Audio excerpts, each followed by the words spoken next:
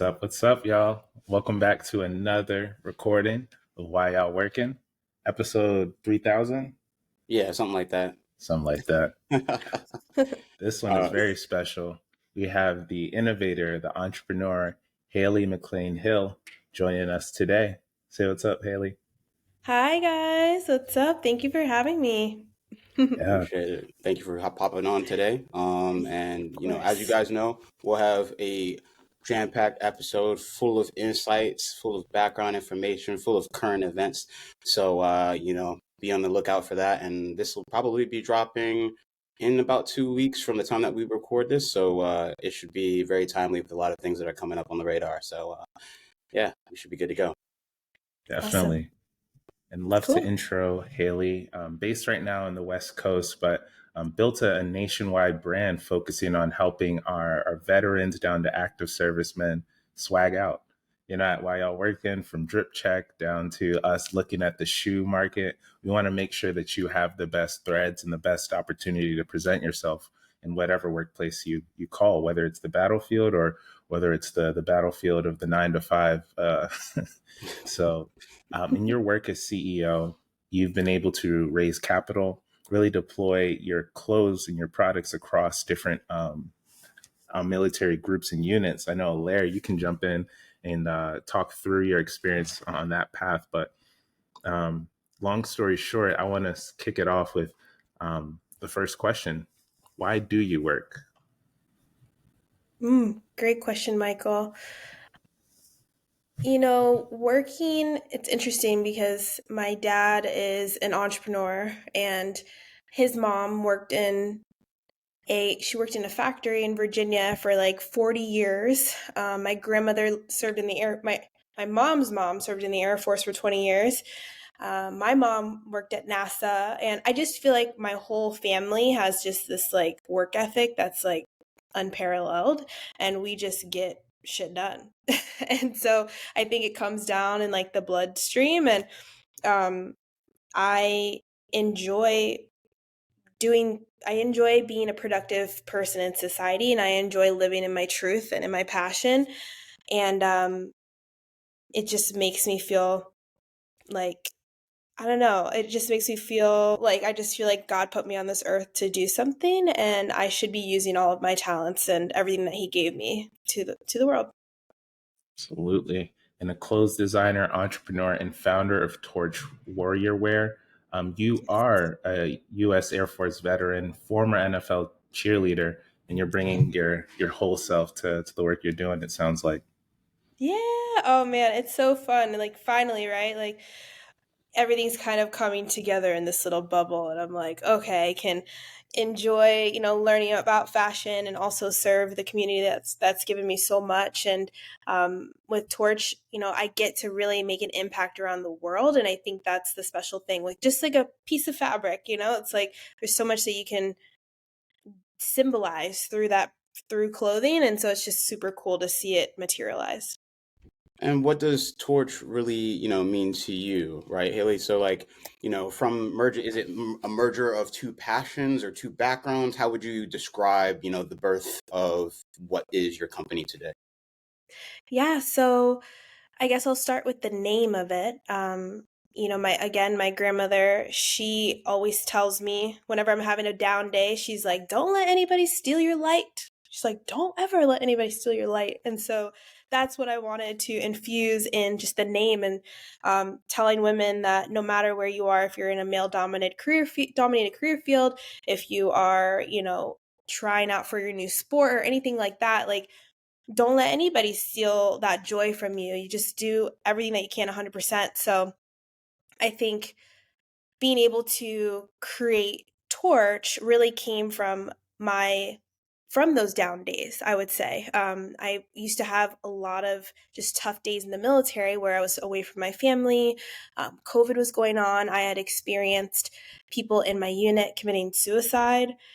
And there was just a lot of tough days where I just didn't feel like myself. And one day I literally woke up and was like, there's something small here there's something so small that I can just instill that fuel again, that inner fire, that passion again, I need to figure out how to do this. And so the bodysuit idea was just like, I can maybe blend, when I feel my Most Haley, which is like when I'm wearing the best outfit, when I'm getting all dressed up and everything, if I can blend that into my uniform, then it's just going to give me that extra inch, that extra morale boost throughout the day that's going to help. So that's where it came from.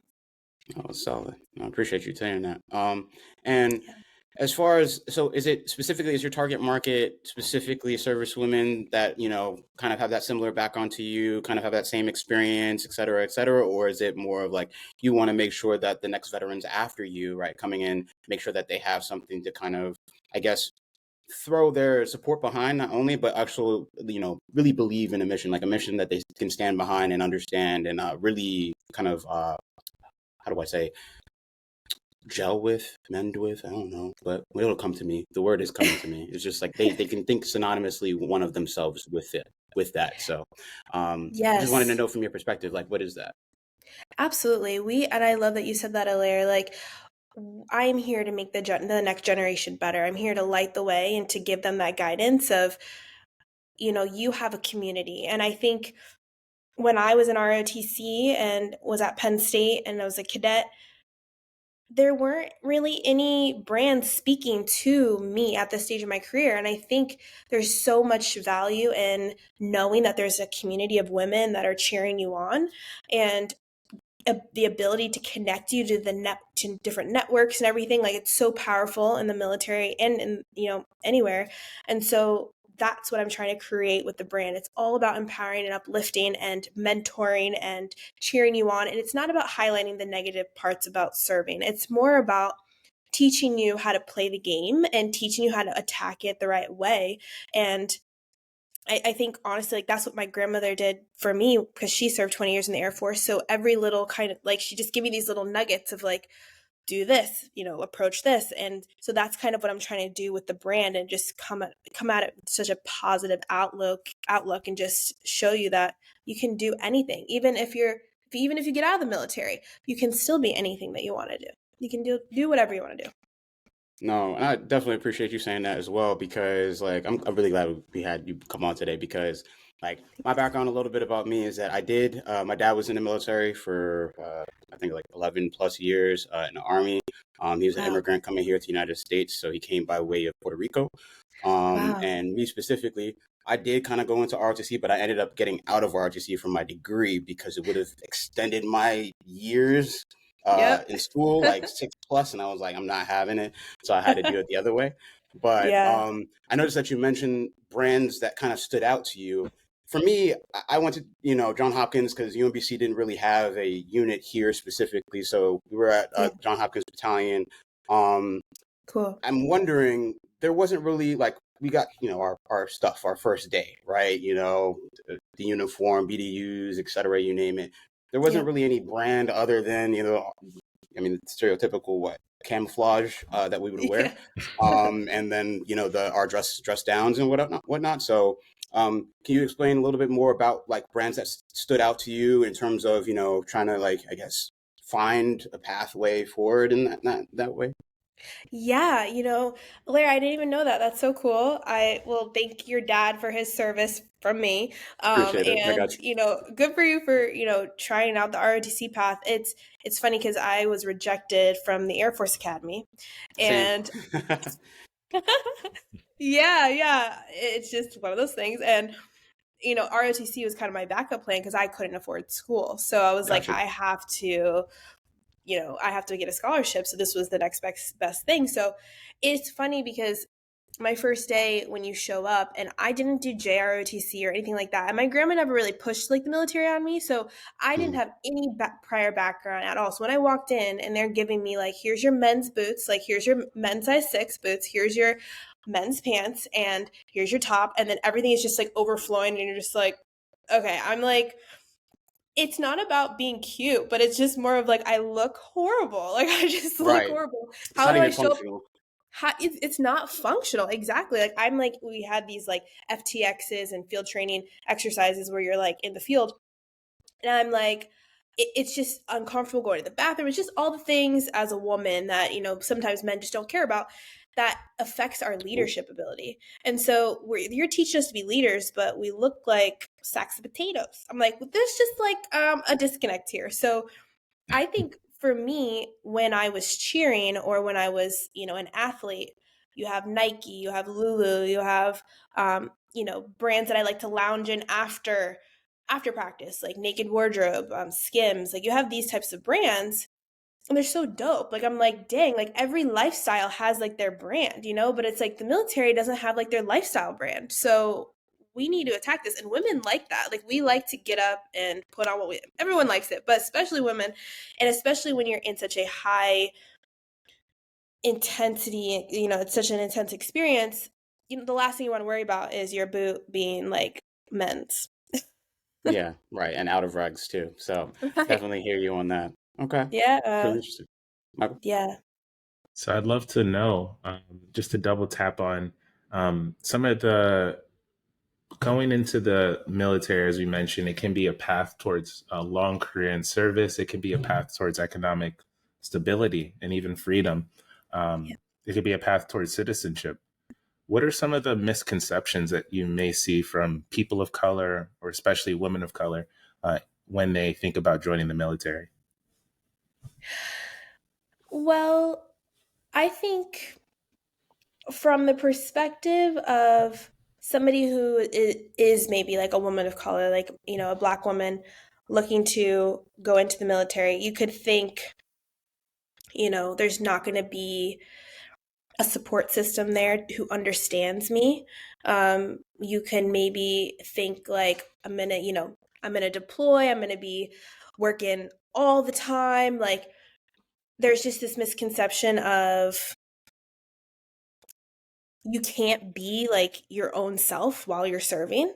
You have to completely strip away who you were and you have to like completely build a new identity, which in a sense you should absolutely adopt the discipline, the consistency, the drive and the leadership skills that you get in the military, but that doesn't mean you have to completely forget who you are. So I love to tell women, especially when I talk to cadets. I used to recruit right out of college. Like they put me down in Atlanta to specifically recruit the diversity in the ROTC officer ranks.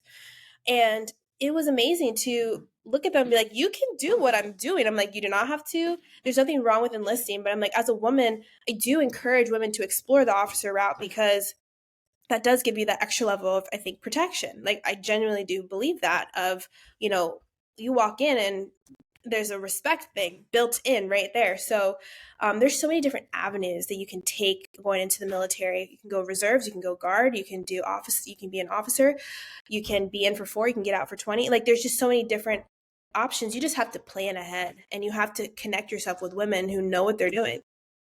Hmm.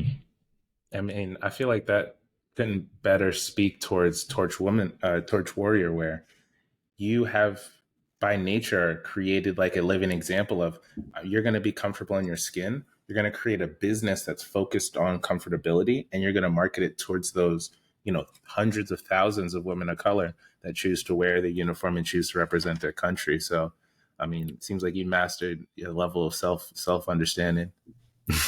Thank you. It's been a journey, right? It's Mhm. always a journey. And I think again, I think it is kind of special and it's different coming from a woman of color. And I am mixed, right? Like my mom is mixed, she's Black and white, and my dad is Black. And so I've seen so many different, I've come from a very diverse background. So it is easy for me to tap into multiple cultures and be like, look, like it's familiar and it's relatable. And what I'm building, I think, is unique because of my unique and diverse background. So I'm very thankful for that. Absolutely. I mean, there's statistics from Fast Company to Forbes that talk about teams that recruit diverse leaders are able to perform much better from a revenue side. And at YL Working, we love inspiring stories, but we love people making money. So tell us about some of the testimonials. Tell us about the people that said, if I didn't have Torch Warrior, where I wouldn't be where I am today. Oh man. There's so many, and I need to do a better job of collecting these. I just get them, and they're like a hit of adrenaline, and I'm like, all right, we're going. Like I'm like, give me that fuel. Even today, I'll say for today, I just got a message from a girl in the army, a captain in the army, she was actually vouching for her friend, and she messaged us on the page and was like, look, I see what you guys do here for women in the military. I see that you celebrate them and empower them. I just want to share with you, and I want you to share with your community what my friend is doing. And she's going to be like a ranger. She's just finished assault school. She's a model. And so my whole thing is now we're becoming a platform for women to have a voice and for women to feel celebrated. And I get so excited because now they're coming to us to showcase their accomplishments. And I think there's been this thing that I've noticed even when I was in. There's a lot of pages around military women where it's like them in and out of uniform, right? And it's like super sexy pictures, and then there's just overly sexualizing. And hey, look, we're all cute, we're all trying to do our thing, but there is a level of like, we don't need to showcase that all the time. Let's showcase our accomplishments, not us booty shaking on the beach. You know what I mean? It's like there's more to us, and that's what I want to show in my brand. Like, there's more of us. It's our intelligence, it's our accomplishments, and I'm so happy that women are coming to us and sharing that with us now. So 1,000%. No, appreciate you saying that. And I think one of the things that I did want to touch on is like building a fashion brand centered around that military niche is also an interesting place to be with a diverse team. Is it just you, or how did you, grow the team to be today, like to whatever amount it is? Where are you? Where are you in your team progression and progress? And who are the change makers that help you create that space for others like yourself on a day to day? yes, shout out to the Torch team. Okay, I could not be here without them. I am the only full-time employee of the brand right now. I am. Um, that is definitely going to change, I think, in the next year or two, probably this year. We're doing a lot of contract work. So I have a marketing agency because we're e-commerce too, right? There's like less people needed and like all the whole big scheme of things. But we have a marketing team that does like our email marketing, text marketing, website development, strategy around pop-up shops, and just like bouncing ideas off to really expand the brand. Um, his name is Yoel, and it's Urban Ninja Marketing. I found them through the Verizon Small Business Development Center or something like that. It was like something random I found, and he was like a free mentor. You can book a 30-minute call with them or whatever. They have like free mentors. And then if you like them, you can continue working with them. So I ended up signing him, and we've been working together for about a year. And I mean, my sales, I mean, we've since last year we've tripled our sales since working with him. And so that is essential for us becoming a legit e-commerce brand. We have brought on around 600 brand ambassadors, so just women who have discount codes and who share the story of the company. And I think with clothing, you want your ambassadors, but we don't really need somebody with a bunch of followers because every military woman is going to know 5 other military women. So we accept everybody, and you can push the product as much or as little as you want. I don't care. I just want you to wear it. I want you to say that you love it and just be honest. And that's how we've been kind of growing our network that way. And then I'd say I have my friend Stacy. She's actually she was in the Canadian military, and she helps with like our monthly newsletter. A lot of just amazing women who served before my kind of ambassador captain. I call her Bree. She's in the Army National Guard, and she helps a lot with social media. It's a small team of dedicated and passionate women who are veterans, but also a mix of veterans and civilians. So it's that diversity in the backgrounds of people too, that makes us unique. So it's pretty cool. No, that's definitely good to know as well. And I think that it's Yeah. interesting that you have somebody from, international or foreign military unit as well coming Yes. into I guess, the fold, really. So that, yeah, definitely can see that the brand is going to transcend borders and transcend time as well moving forward. So good luck to you on that. And, hope all the best to you. So. Thank you.